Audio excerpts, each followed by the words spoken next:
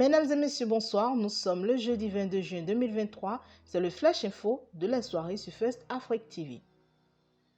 Ce jour, jeudi 22 juin 2023, au Burkina Faso, un groupe de l'unité spéciale d'intervention de la gendarmerie nationale a mené une action offensive contre des terroristes repérés dans la zone de Tanwal-Bougou, à 5 km de Bouki sur l'axe Fada-Tanwal-Bougou, dans la région de l'Est, a informé l'état-major général des armées dans un communiqué ce jeudi 22 juin 2023. Au bilan, on dénombre plusieurs terroristes neutralisés et un élément appréhendé. Des armes, des munitions et d'autres matériels ont été saisis ou détruits, établit l'armée dans son communiqué, notant qu'il n'y a pas eu de perte en vies humaines ni de blessés côté ami.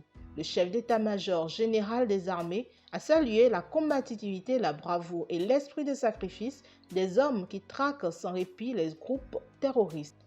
Il a félicité l'ensemble des unités pour leur engagement sans faille dans l'opération de reconquête de notre territoire, a mentionné minute.bf. Au Mali, le charismatique Imam Mahmoud Dicko est dans de beaux draps. En disgrâce avec la junte malienne au pouvoir, le célèbre haut dignitaire vient d'essuyer la colère des hommes du président Assimi Goïta. De retour de Nouakchott, son passeport diplomatique a été saisi par les autorités à l'aéroport de Bamako. Dans leur volonté de modifier la constitution au Mali, faut-il le rappeler, les autorités n'ont pas eu le soutien de la coordination des mouvements, associations et sympathisants de l'imam. Ce mouvement a appelé au boycott du référendum qui s'est tenu dimanche dernier. Mais avant cela, plusieurs points de discorde ont envenimé la situation entre la junte au pouvoir et le sulfureux imam.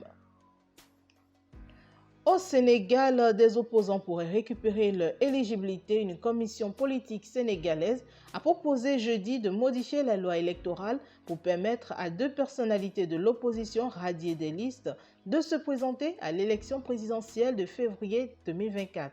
Cette suggestion de la commission politique du dialogue national vise à apaiser les conflits.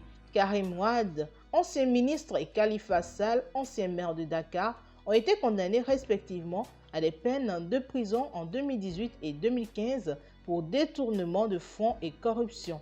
Bien qu'ils aient été graciés par le président Macky Sall, ils ont tout de même été disqualifiés pour les élections de 2019.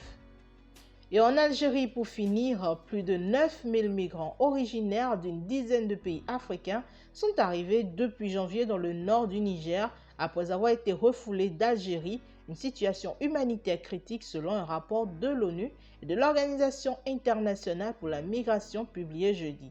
Depuis le début de l'année, plus de 9000 migrants en détresse reconduits à la frontière par l'Algérie se sont retrouvés bloqués à Assamaka, ville située dans la région désertique d'Agadez, près de l'Algérie, indique le Bureau des affaires humanitaires de l'ONU et l'OIM. Selon les autorités régionales d'Agadez, 9192 migrants, 8828 hommes et 181 femmes, 152 garçons et 51 filles, la plupart originaires d'Afrique subsaharienne, sont arrivés à Assamaka depuis le début de l'année, provoquant une situation humanitaire très critique.